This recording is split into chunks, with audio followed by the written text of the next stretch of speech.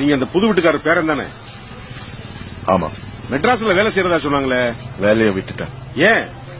மாசம் 2 லட்சம் சம்பளம் தரேன்னு சொன்னாங்க. பிடிக்கல. மாசம் 2 லட்சம் ரூபாய் சம்பளம் வேணாமா? அப்புறம் இனிமே இங்கதான். இங்கயா? இங்க என்ன பண்ண போறீங்க? விவசாயம்.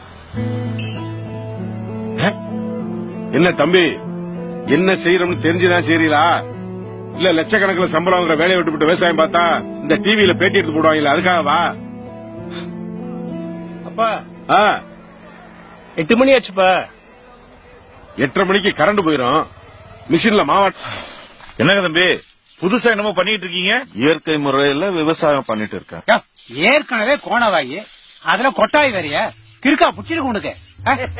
தம்பி, இயற்கை விவசாயம் எல்லாம் கதைக்காகாது, மகசூலும் எடுக்க முடியாது. வேற வேலையை பாரு. என்னன்னா கிண்டல் பண்றாங்க? அவங்க கடுக்குறாங்கம்மா டீ கடை பெஞ்ச்.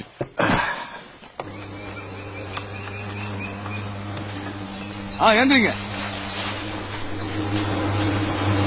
தம்பி. தம்பி இருப்பா அங்கே இருப்பா.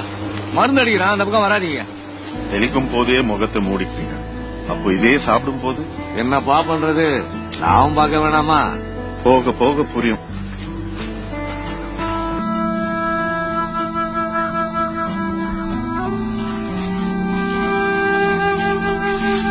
அன்னைக்கே சொன்னோம்ல தம்பி, மாடு மாங்குன்னு உழைச்சாலும் கிடைக்கிறது புண்ணாக்குதே. வந்துட்டான் விவசாயம் பார்க்க. தம்பி, எங்க தாத்தா காலத்துல தண்ணியே வானம் கொடுத்துச்சு, எங்க அப்பன் காலத்துல பூமி கொடுத்துச்சு, என் காலத்துல பைப்பு கொடுத்துச்சு, என் புள்ள காலத்துல பாட்டில்ல கொடுக்குது, என் பேரங்காலத்துல எதுல கொடுக்குமோ தெரியலையே. இந்த தண்ணி பிரச்சனையில விவசாயம் பண்ணி ஜெயிக்க முடியாது தம்பி.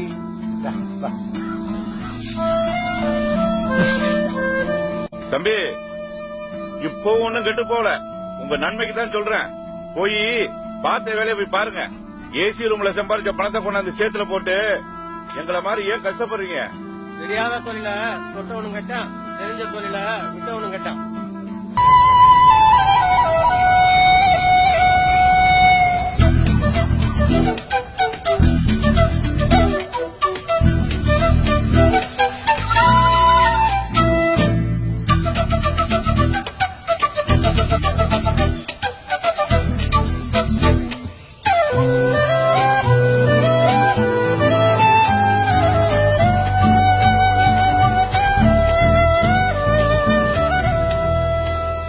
படிச்சுவன் தான் நினைச்சத சாட்சி விட்டீங்க.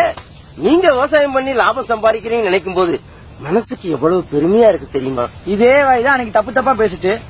இந்த மாதிரி கேட்காமலே கருத்து சொல்ற பக்கிங்க நம்ம ஊர்ல அதிகமாயிருச்சு. முதல்ல இதுகளை சுட்டு தரலாம், நாடு உருப்பிட்டுரும். தோத்துக்கிட்டே இருந்தீங்களே, எப்படி தம்பி ஜெயிச்சீங்க? மாத்தி யோசிச்சீங்களா?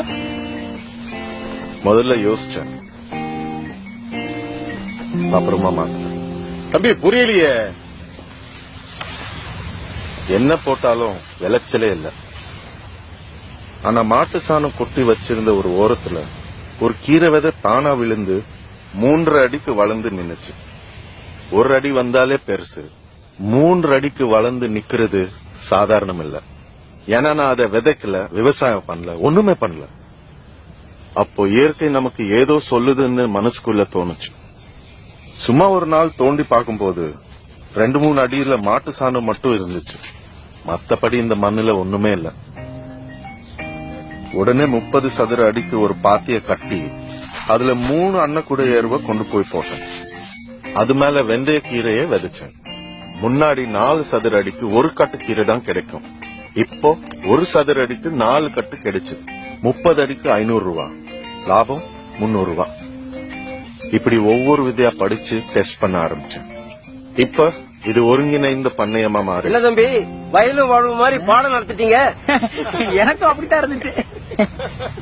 வெரி சாரி தம்பி, மொத்த லாபம் எவ்வளவு கிடைக்கும்? மாசத்துக்கு 1 லட்சம் மேல. ஏன் தம்பி, இயற்கை முறையில விவசாயம் பண்ணா இவ்வளவு லாபம் கிடைக்குமா? ஏன் முடியாது? இயற்கை முறையில விவசாயம் பண்றதுக்கு மண்ணை பதப்படுத்தணும். அதுக்கே 2 வருஷம் ஆகும். அப்படியா? அது வரைக்கும் பல்ல கடிச்சிட்டு இருந்தோம்னா எல்லாருமே எந்திரிச்சிடலாம். இன்னைக்கு ஐடி லெவல்ல வேலை பாக்குறவன் தான் மாசத்துக்கு 1 லட்சம் சம்பாதிக்கிறான். இனிமே விவசாயம் பண்றவன் தான் அப்படி சம்பாதிப்பான்.